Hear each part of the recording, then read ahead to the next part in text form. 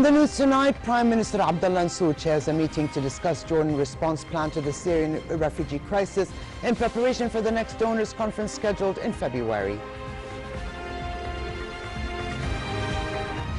The U.S.-led coalition fighting Daesh terrorists in Syria and Iraq says territory under the control of the group has shrunk by 40% from its maximum expansion in Iraq and by 20% in Syria in 2015. And President Obama describes new steps his administration will take to tighten gun rules, saying the new guidance is not a plot to take away everyone's guns. Good evening and welcome to a new edition of the news. Here are the details. We begin here at home where Prime Minister Abdullah Mansour chaired a meeting to discuss the general framework of the Jordan response plan to the Syria crisis for 2016. The meeting came in preparation for the next donors conference in support of the humanitarian situation in Syria, scheduled in London on February 4th. Mansour again highlighted the need for the international community as well as donor countries to help Jordan continue its support to a growing number of Syrian refugees entering the kingdom. The Jordan Response Plan 2016 is the outcome of a participatory effort by various ministries as well as international organizations and donor countries. The plan, according to Minister of Planning and International Cooperation Aimat Fakhouri, should help the kingdom garner international assistance through donations and other financing tools in order to set up infrastructure projects capable of creating work opportunities for affected communities. An additional 50 Syrian refugees, men and women of different ages, have entered into the kingdom through various crossing points during the last 24 hours. Border guards provided the refugees with the necessary relief aid before they were transferred to shelters and refugee camps. The Jordanian Royal Medical Services personnel also offered the newcomers first aid and needed medical assistance as they entered the borders. And the war on Daesh continues. In the latest airstrikes against Daesh in Iraq and Syria, the U.S.-led coalition staged 20 strikes against the group during the past 24 hours, according to a statement released today by the Combined Joint Task Force.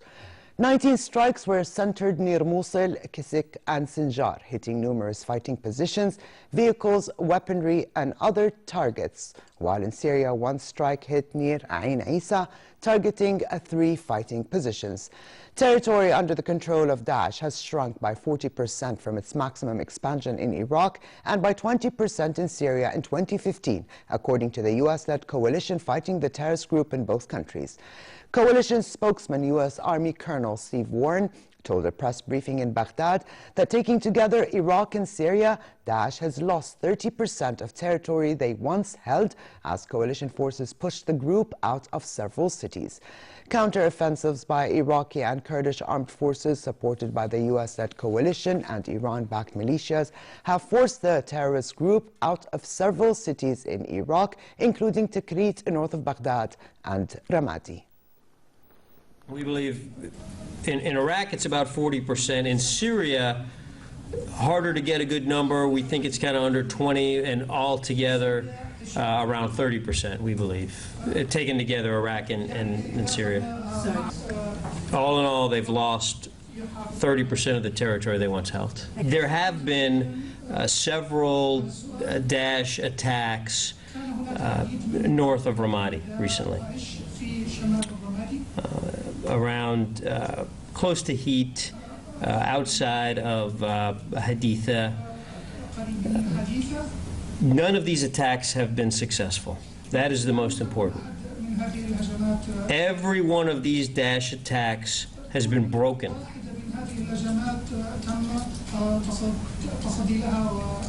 By a combination of coalition air power and Iraqi security forces. On the ground in Ramadi, meanwhile, security forces continue to help terrified families to safety after battling Daesh out of the city. Here's more. They're getting out while they can in Ramadi. Women and children fleeing for safety with the help of Iraqi troops who are still on the lookout for Islamic State fighters holding out against the advancing army. Even as they evacuate the wounded, the fight is never far. First Lieutenant Bara al-Sultani says counterterrorism forces are advancing toward the state mosque.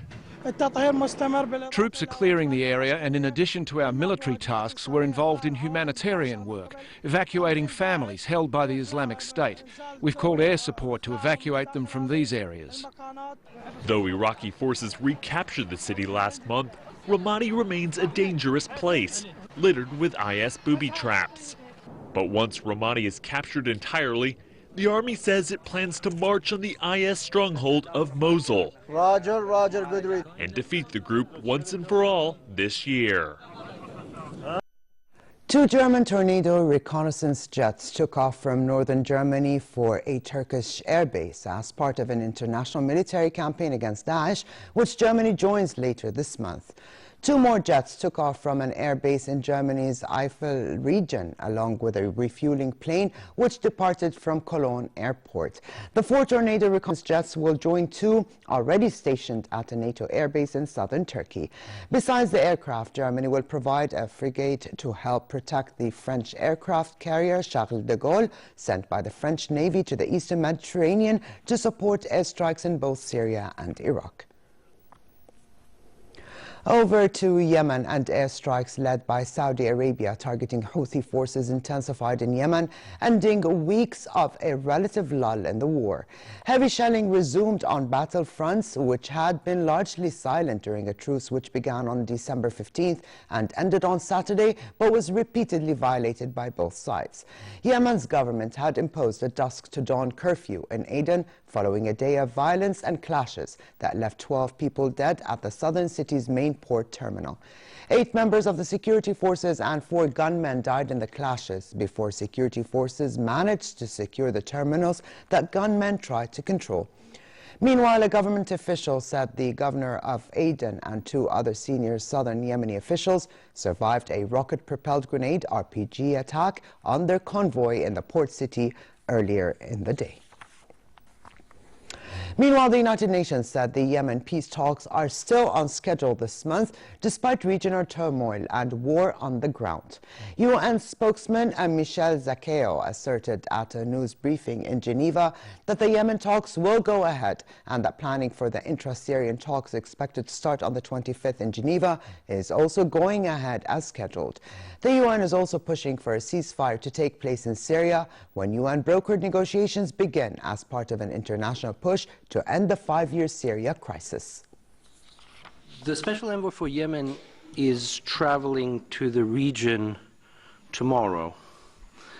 And apart from that, I can only say that at present, the mid-January talks are still on schedule. So it's still on the schedule that these would begin on the 14th of January, but the location is to be determined. There will be a planning meeting here in Geneva tomorrow. There may be a little bit more information after that. At present, the schedule is not being affected. A lot of the stakeholders are commenting on this and saying that the process is moving ahead on the established dates. UN Special Envoy for Syria, Staffan de Mistura, who is in the region for talks on Syria, said Saudi Arabia has voiced its determination that tensions with Iran will not hamper talks on Syria's political process scheduled in Geneva this month. De Mistura's statement came after talks in Riyadh with Saudi Foreign Minister Adel bin Ahmed Al Jubeir and the Syrian opposition.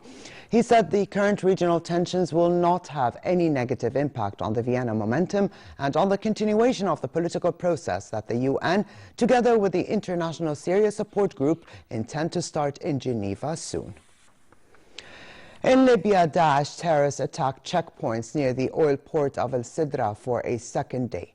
A spokesman for the security guards said an oil storage tank in the port was set on fire by a long-range rocket.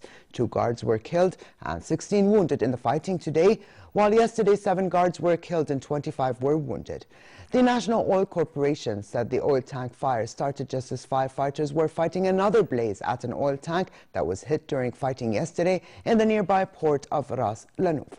The tank was holding about 400,000 barrels of oil. Both fires were still burning as of this afternoon. Sidra and Ras Lanouf are Libya's biggest oil ports and have been closed since December 2014. Turkish authorities said bodies of 27 migrants, including 3 children, were recovered by Coast Guards at 2 separate locations on the Aegean coast after a migrant boat capsized as it tried to reach the Greek island of Lesbos. The Coast Guard and Gendarmerie rescued 12 people from the sea and the rocks on the Ayvalık coastline. A Coast Guard official said 3 boats and a helicopter were searching for any more survivors. The flow of refugees and migrants braving the seas seeking sanctuary in Europe dipped towards the end of last year due to colder weather, but the total figure still reached 1 million in 2015, nearly 5 times more than in the previous year. The majority were Syrians.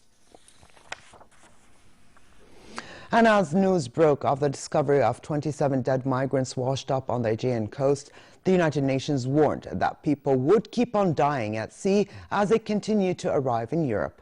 The International Organization for Migration said that poor weather conditions are not slowing the flow of migrants to Europe by sea, a dangerous journey that has killed many over the past year. IOM spokesman Joel Millman was briefing reporters in Geneva on the migrant situation and the death toll at sea. The only real information to share on 2016 is that migrants and refugees continue to enter Greece at a rate of over 2,500 a day from Turkey, which is very close to the average through December. So we see the migrant flows are continuing through the winter, and obviously the fatalities are continuing as well. We have over 1 million arrivals this past year by sea. Our figure is 1,004,000 and change. The death toll remains what it was a week ago, 3,771 for 2015. A magnetic bomb attached to a car exploded in Kabul in the latest of a series of attacks in the Afghan capital. Police said there were no known casualties from the blast in the Wazir Akbar Khan district, an area with many foreign embassies and government buildings. Yesterday, 2 suicide attacks hit Kabul, including a truck bomb that blew up outside a compound for foreign contractors near the city's airport. Meanwhile, 1 U.S. soldier was killed during a joint U.S.-Afghan Special Operations mission in Marja in Helmand Province in Afghanistan. U.S. defense officials said a medical helicopter was hit by mortar fire while on the ground, but was able to take off. 2 U.S. service members were wounded. U.S. President Barack Obama announced executive action he is taking for tightening gun rules, drawing on the anger and frustration he has felt during his presidency about mass shootings in the United States. In an address at the White House, Obama made an emotional plea in defense of his administration's plan to increase background checks for buyers of firearms over the internet and at gun shows, saying current exceptions do not make sense. He was joined by people who have lost family members to gun violence, as well as gun owners who support the new measures. Obama said the new guidance is not a plot to take away everyone's guns. We don't need to be talking past one another, but we do have to feel a sense of urgency about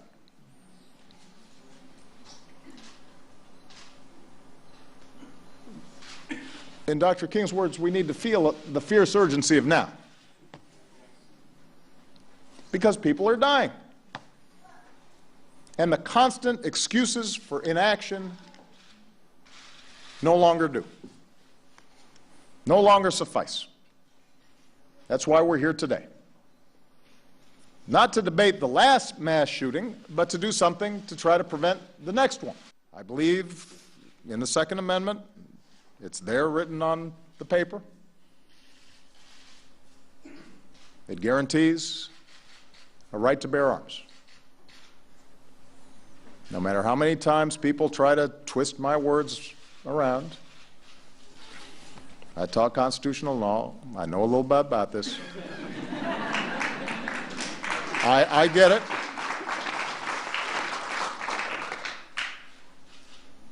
But I also believe that we can find ways to reduce gun violence consistent with the Second Amendment.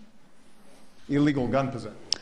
The north of the Netherlands suffered from large-scale slipperiness due to black ice. The National Weather Bureau issued a code red weather alert for the northern Dutch provinces as black ice created treacherous conditions on the road. Train and bus services have been reduced. Schools were closed, while some hospitals have cancelled all appointments. All court hearings have been cancelled too.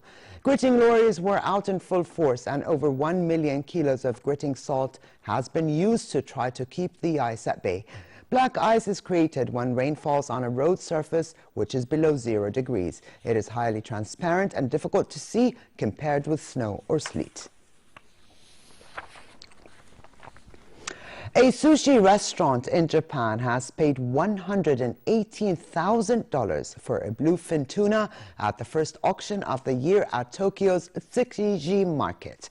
Though the price is one of the highest on record and far surpasses last year's bid at $37,000, the highest ever bid was made in 2013 when the same chain purchased a bluefin tuna for $1.3 million. The president of the firm that runs the Sushi Zanmai restaurant chain said he was happy to have outbid rivals for the 5th consecutive year. However, marine conservation groups are now slamming the auction, warning that overfishing is threatening the survival of the Pacific bluefin.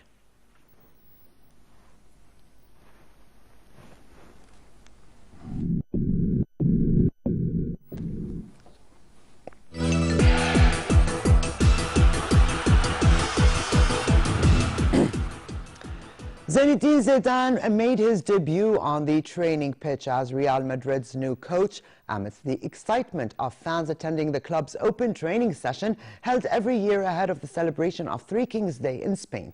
Zidane's appointment as Real Madrid coach in place of Rafa Benitez has handed the club's former France great his chance to follow up a stellar career on the pitch with management success at the highest level. This is the 43-year-old's first top-flight management role. Benitez was abruptly dismissed yesterday, less than halfway through the season, after an indifferent run on results left the club trailing leaders Atletico and second-place Barcelona in La Liga.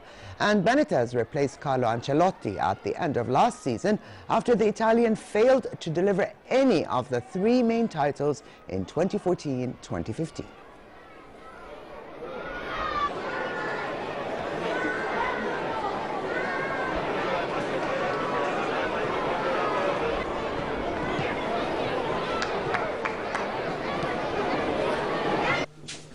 Bayern Munich manager Pep Guardiola is looking for a new challenge and wants to work in the Premier League. Speaking to reporters in Munich, Guardiola said the reason he is not renewing his contract with Bayern is very simple. He wants to coach in England in the Premier League. The 44-year-old Spaniard is leaving the German champions at the end of the season and has been linked with moves to Manchester United, Manchester City and Chelsea. And finally, the weather outlook. Low temperatures continue to prevail for the rest of tonight, with partly cloudy skies and southwesterly light to moderate winds. As for tomorrow, another slight rise in temperature is expected, but it remains relatively cold in most regions and fair in the Jordan Valley and the Dead Sea, with southwesterly moderate winds. The Gulf of Aqaba should expect fair conditions, while winds will be northerly moderate and the sea is calm. Here now is a look at temperatures forecast for tonight and tomorrow.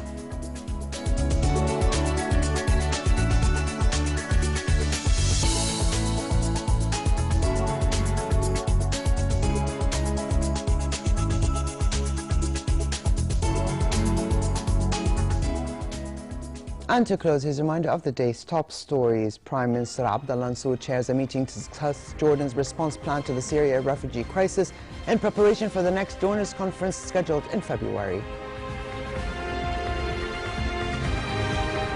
The US-led coalition fighting Daesh terrorists in Syria and Iraq say territory under the control of the group has shrunk by 40% from its maximum expansion in Iraq and by 20% in Syria in 2015.